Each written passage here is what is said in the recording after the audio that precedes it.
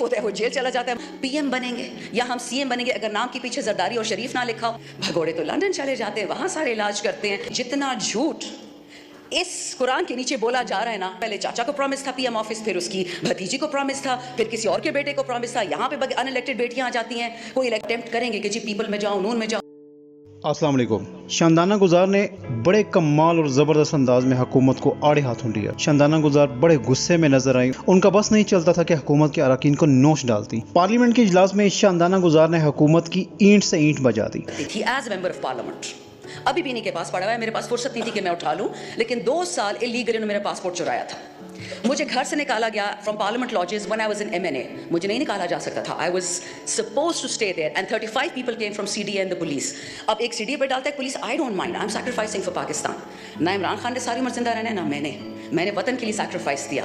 पर जनाब स्पीकर, जब मेरे जैसी औरत आप अटेम्प्ट करेंगे कि जी पीपल में जाओ, नून में जाओ, खटक के पास, तरीन के पास, मैं क्यों जाऊँ?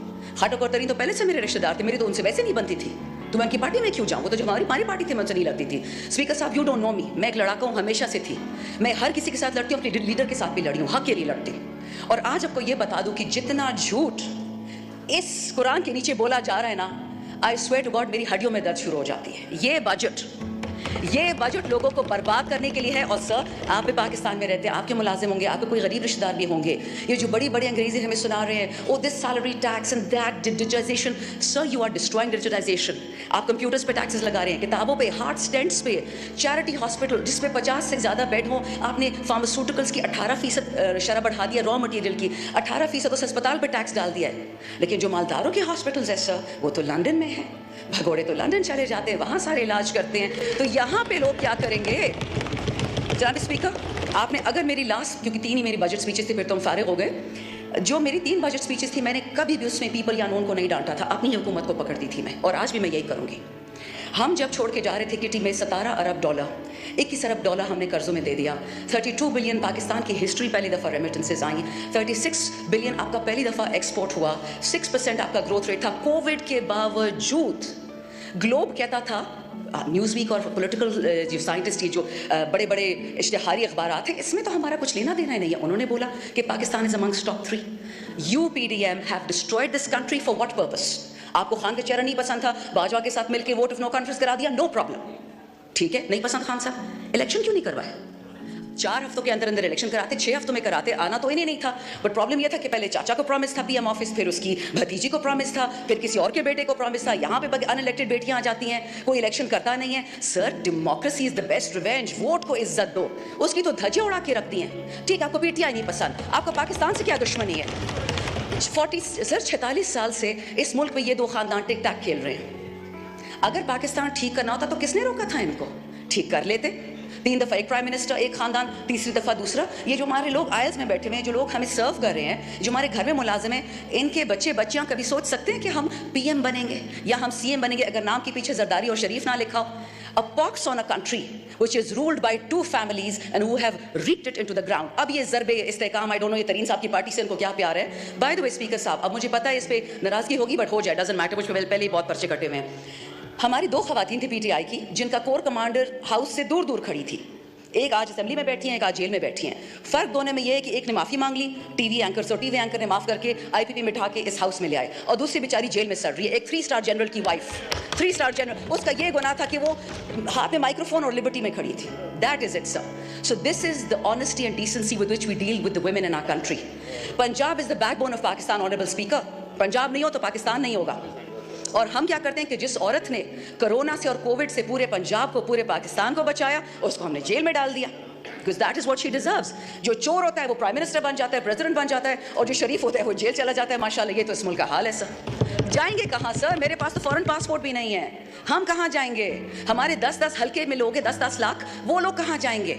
2 डिफरेंट प्राइम मिनिस्टर्स ने ये बात कही है इस वतन में। शर्म की बात है कि जिसने जाना है तो चला जाए, कहाँ जाए? 350 बंदा एक बोट में कैप्साइज हो जाता है। किसी ने उनके खानदानों का पूछा? कोई पेंशन दी, कोई प्लॉट दिया, कोई तमगा दिया उनको? This is what we doing to our youth. Honourable speaker, in the last 2 years आपके पाकिस्तान से 15 लाख पढ़े लिखे बच्चे बच्चियाँ चली गई हैं। बहुत अजीम पाकिस्तान है। एक्सपोर्ट्स की शरह देखें, फाइनेंसिंग की शरह देखें। ये हम तो नहीं कहते सर, जो किताबें ये लोग छाप रहे हैं मैं तो उससे पढ़ के बताती हूँ। लेकिन मुझे ये बताएं कि इस पाकिस्तान के साथ करना क्या है? अब ज़रब इस्तेकाम आ गया, और ये इस्तेकाम हर दफ़ा बलूचिस्तान में और केपी में आता है, ये नहीं समझ आती। खान साहब की 3.5 साल हुकूमत थी, ना ड्रोन था ना टेररिस्ट था, एंड द सेकंड खान साहब गोज टेररिस्ट आ जाते, but sir you are the custodian of this house and I expect you to take this up with people who matter. अगर किसी को लगता है कि ईरान इतना बेवकूफ़ है या अफगानिस्तान इतना बेवकूफ़ है कि वो सिर्फ बदला केपी में या बलूचिस्तान में लेगा, ये ख्वाब देखने वाली बात है। जो पंजाब और सिंध का ये लोग हशर करेंगे सिर्फ आपकी सोच है।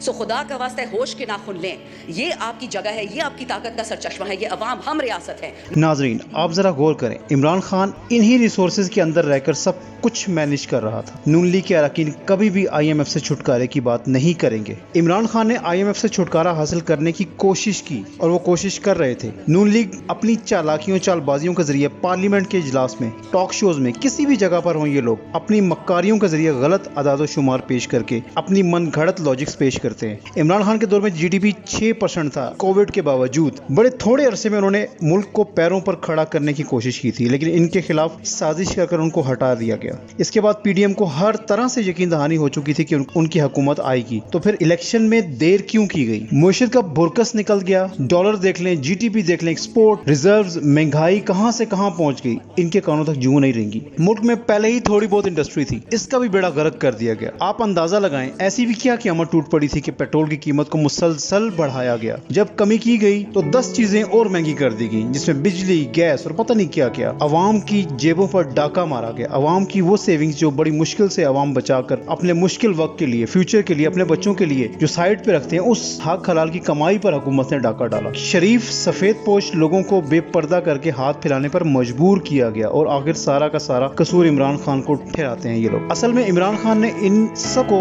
बुरी तरह बेनकाब किया। इनके मकरू चेहरे अवाम के सामने रखे, एस्टेब्लिशमेंट समेत सबको नंगा कर दिया। दो पार्टियां जो 45 साल से हुकूमत कर रही हों, उनको कैसे गवारा हो सकता है कि इमरान खान एक तीसरी बड़ी कुव्वत अवामी सपोर्ट के साथ आ जाए, और फिर इनका चूरन कैसे बिकेगा? नाज़रीन आपकी इस बारे में क्या राय है? कमेंट बॉक्स में जरूर बताइए। चैनल पर नए हैं तो सब्सक्राइब कर दीजिएगा। मिलते हैं अगली वीडियो में, तब तक के लिए अल्लाह हाफिज़।